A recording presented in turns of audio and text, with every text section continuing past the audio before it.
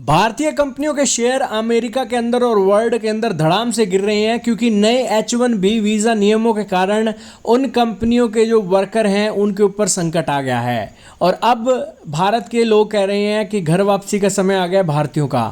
हाल ही में एक ऑफिशियल आए हैं जिन्होंने कहा है कि अमेरिका ने हमें समय समय पर धोखा दिया है, लेकिन भारत ने उस धोखे को एक अपॉर्चुनिटी के तौर पर बदला है। उन्होंने कहा कि एक समय था जब अमेरिका ने इसरो को अपना क्रायोजेनिक फ्यूल देने से मना कर दिया। तब इसरो ने क्या किया, अपने देश के अंदर क्रायोजेनिक फ्यूल का निर्माण किया।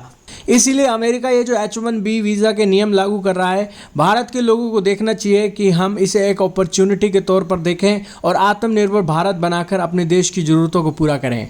अब दोस्तों, भारत के अंदर ये IT सेक्टर की जो कंपनियां हैं उनको एक बड़ा नुकसान होने की आशंका है।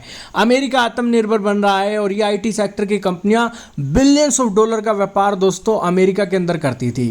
तो जाहिर सी बात है, अमेरिका ने दरवाजे बंद कर दिए हैं। भारतीयों को कहा है कि घर बैठो, अपने देश को डेवलप करो। आपका अमेरिका के अंदर सोशल मीडिया के ऊपर सर्विस देने की कोई ज़रूरत नहीं है।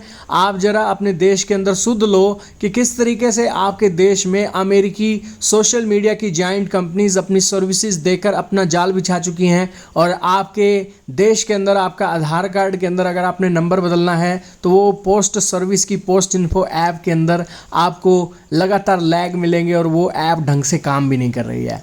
तो भारतीयों को अपना खुद का सोशल मीडिया एक अकाउंट और सारी चीज़ें हैंडल करनी होगी। और इसीलिए इन IT सेक्टर की कंपनियों की आंखें खोली हैं अमेरिका ने कि भैया अपने घर के अंदर बैठो, अपने घर को डेवलप करो। तो खैर दोस्तों, भारत के लिए ये बड़ी बिग अपॉर्चुनिटी है। देखना होगा भारत की ये IT सेक्टर की कंपनियां कैसे अवेयर होती हैं और कैसे देश को डेवलप करती हैं। लेकिन दोस्तों, यूनाइटेड स्टेट्स ऑफ अमेरिका ने कह दिया है कि भैया हमें और फॉरेन वर्कर नहीं चाहिए, हमें अपने देश के नागरिकों को डेवलप बनाना है, अपने देश के नागरिकों को ग्रेट बनाना है, उनके टैक्स के अंदर कटौती करनी है।